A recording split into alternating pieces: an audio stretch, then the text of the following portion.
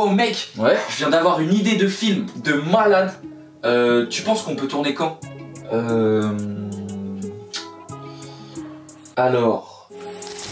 Avant de tourner un film, on passe souvent des semaines, parfois des mois, à rédiger des documents. Que ce soit pour décrire et préciser l'histoire du film, pour préparer le tournage ou pour communiquer avec ses équipes. Et tous ces documents, le public les verra jamais. Et pourtant sans eux, le film n'existerait pas.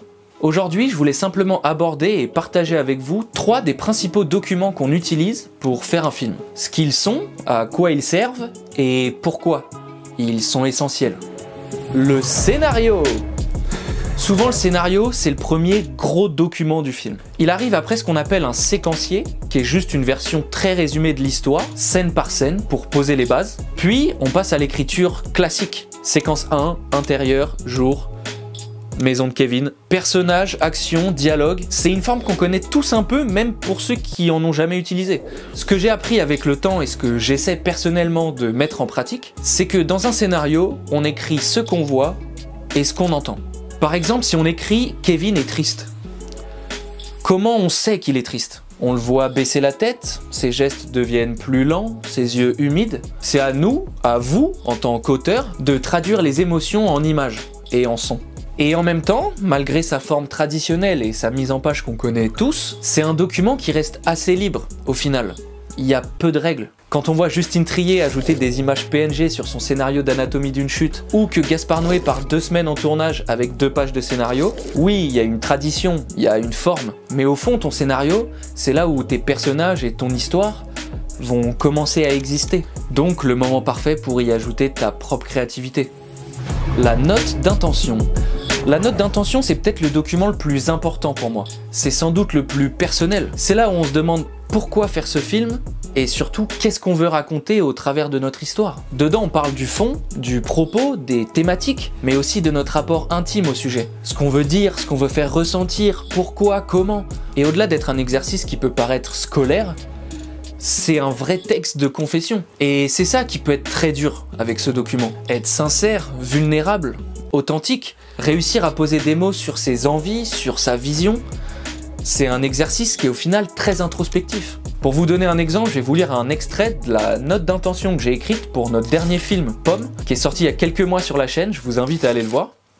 Pomme, c'est un film sur la difficulté, mais l'importance de faire des choix. Faire des choix qui nous ressemblent pour avancer au mieux. Le fait de tracer son propre chemin malgré ceux déjà établis. Il n'y a pas un bon chemin, tout est possible. On peut aller où on veut. Pomme se veut alors parsemée de petits symboles, à première vue absurdes ou décalés, mais qui nous rattachent aussi à une certaine réalité. Le petit sac plastique représente alors notre bagage qu'il faut pour avancer. Notre passé, nos actes, nos erreurs, nos acquis, etc. etc. Voilà en gros l'idée. On y met nos messages, nos références, inspirations, mais aussi ce qu'on a envie de dire avec notre film.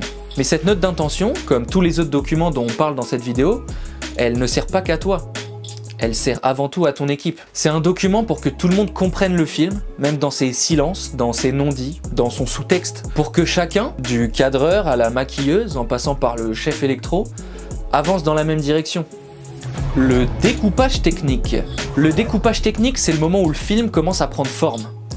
Vraiment. Où tu te demandes qu'est-ce que je filme pour raconter au mieux mon histoire. Si mon personnage à un moment est triste, est-ce que je le filme en gros plan pour marquer ses émotions? Ou est-ce que je fais un plan large pour accentuer sa solitude au milieu du décor? C'est un document que j'aime beaucoup parce que j'adore réfléchir à l'image, à la mise en scène. Personnellement, j'essaie toujours de faire en sorte que les images remplacent les mots. Si un personnage passe 3 minutes à parler pour expliquer un détail du scénario, j'essaie toujours de trouver un moyen pour que l'image parle à la place du perso. Mais malgré tout, ça reste quand même un des documents les plus frustrants. Parce que imaginer une scène dans sa tête, c'est facile. Et là, le gars, il saute de l'immeuble, il traverse la vitre de l'autre immeuble, tac, il roule, roulade, il se lève, tac, coup de coude. Mais l'écrire et surtout la décrire avec précision, c'est autre chose. Ça demande une certaine rigueur, de la clarté. Ça, c'est un exemple de nos derniers découpages techniques qu'on a utilisés pour nos projets. Chacun a un peu sa manière de faire, ses propres cases, ses propres manières de décrire. Mais j'avoue que c'est jamais vraiment un document super sexy.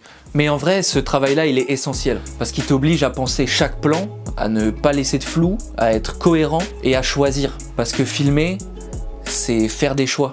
Je vais pas trop m'étendre sur tous les documents, on aura peut-être l'occasion d'en reparler dans une autre vidéo si ça vous intéresse, mais sachez qu'il y a plein d'autres documents qui sont aussi essentiels à la construction d'un film. Le storyboard par exemple, tout le monde voit à peu près ce que c'est, on le retrouve souvent dans les grosses productions ou dans les films d'action, là où il y a 300 personnes qui doivent tous se mettre d'accord et où chaque plan doit être millimétré. Nous, ça nous arrive d'en faire parfois quand on a besoin de visualiser un plan ou d'en parler plus précisément avec l'équipe, mais je trouve que c'est pas toujours un document indispensable dans les plus petites productions. Et puis il y a le plan de travail aussi. Le plan de travail, c'est une sorte d'énorme tableau, souvent fait avec l'assistant réal, et qui récapitule toute l'organisation du tournage. Les jours, les scènes, les décors, les comédiens, le matériel. C'est un véritable outil de survie. Parce qu'un tournage, c'est une sorte de gros chaos organisé. Et ces documents-là, ils permettent d'y survivre. Pour conclure, tous ces documents, ils sont pas là pour enfermer nos idées, mais plutôt pour leur donner une forme. Ce sont des outils pour penser le film, le clarifier, mais surtout pour le partager et communiquer avec celles et ceux qui vont t'aider à lui donner vie. Parce qu'un film, ça se fait jamais seul. Ça se construit ensemble, à travers la vision commune d'un monde à inventer. À la prochaine!